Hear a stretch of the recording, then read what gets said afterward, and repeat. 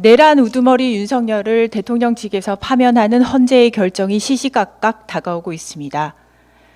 동시에 정치권에서는 조기 대선을 위한 여러 움직임들이 여야 할 것 없이 나타나고 있는데요.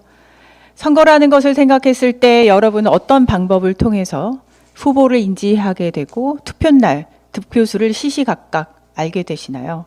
선거가 시작하게 되면 각 방송사에서는 후보 간 공개 토론을 시작하게 됩니다.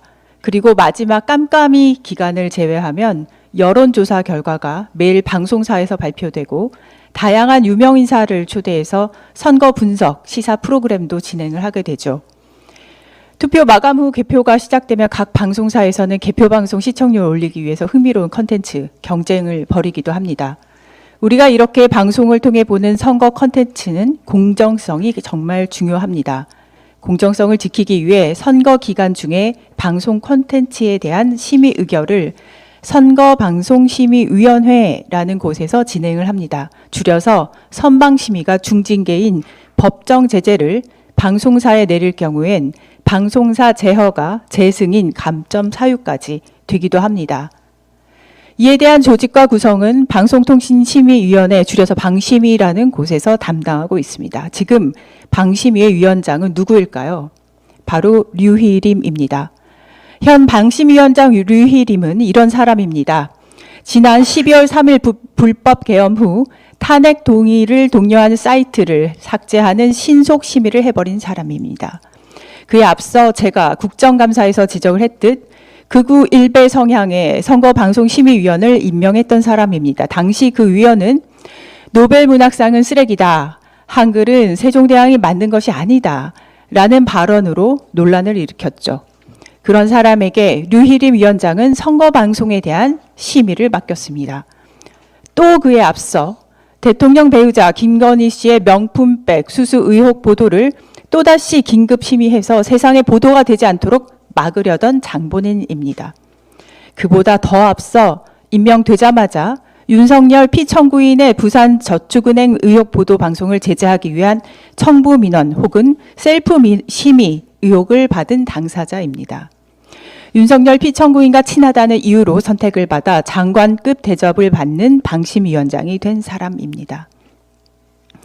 이렇게 방송에 대한 심의를 해야 하는 기관의 장이 오로지 윤석열 정권의 입맛에 맞춘 방송 장악에 몰두해 왔습니다. 류희림 체제하의 선방심의는 정부의 비판적이거나 불리한 보도를 검열하고 오히려 특정 정당이나 후보에 유리할 수 있도록 심의 제재를 남발함으로써 정권의 입맛에 맞는 선거 기간에 언론 장악용으로 활용되어져 왔습니다. 선방심의가 이렇게 정파적으로 운영되고 있는 것은 방송통신위원회, 방송통신심의위원회, 선거방송심의위원회로 쭉 이어지는 거버넌스 구조가 근본 문제입니다. 현재 방송통신위원회 위원장은 이진숙이고 부위원장은 김태규입니다. 이진숙 방통위원장은 극우 세력의 여전사라 불리우는 편향성을 가감없이 드러내는 인물인데 지금처럼 가게 되면 우리는 조기 대선을 윤석열이라는 내란 우두머리가 임명한 사람들의 방송 지형 하에서 치르게 됩니다. 결국 내란 세력을 옹호하는 쪽으로 방송이 편향될 가능성이 크다는 점에서 깊은 우려를 표하지 않을 수 없습니다.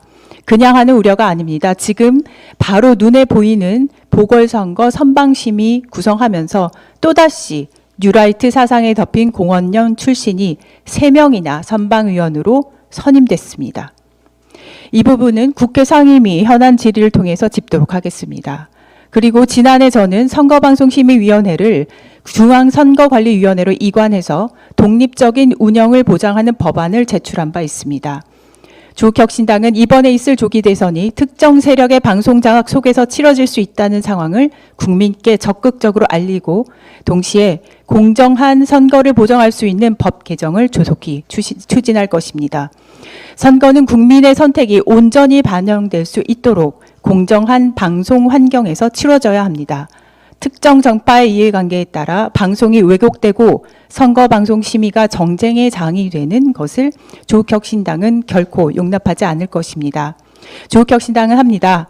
민주주의의 꽃, 선거, 공정한 선거 방송을 위한 제도개혁 반드시